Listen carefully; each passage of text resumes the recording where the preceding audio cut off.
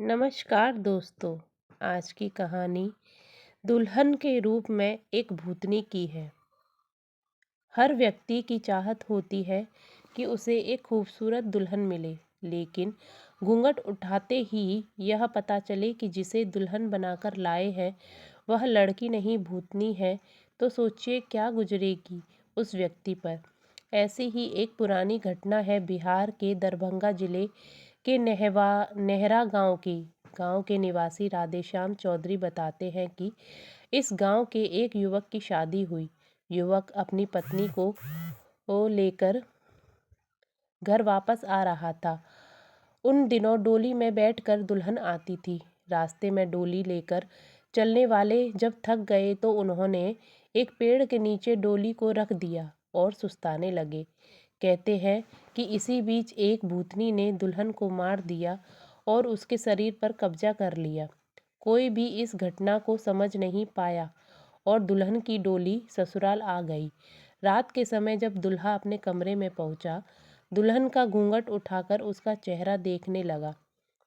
तभी उसे तेज प्यास लगी और पानी पीने की इच्छा जताई। दुल्हन बैठे बैठे हाथ बढ़ाकर कुएं से पानी भर लाई। यह देखकर दूल्हा बेहोश हो गया। जब होश आया तो दुल्हन के रूप में बैठी भूतनी ने कहा कि तुमने मेरा राज जान लिया है। अब मैं तुम्हारे पास नहीं रह सकती हूँ। अगर तुम्हारे पास रहूंगी तो तुम्हें भी जान से मार डालूंगी।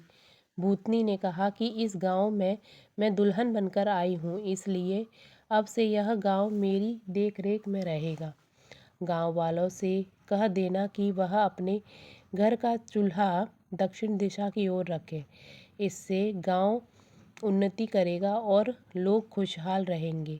इसके बाद से इस गांव के सभी लोग अपने घर का चूल्हा दक्षिण दिशा की ओर रखते हैं।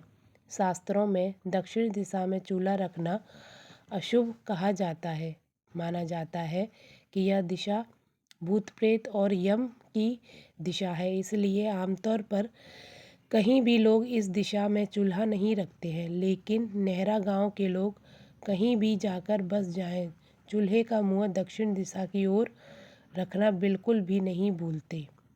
तो भाइयों और बहनों, आज की कहानी कैसी लगी बताइएगा ज़रूर।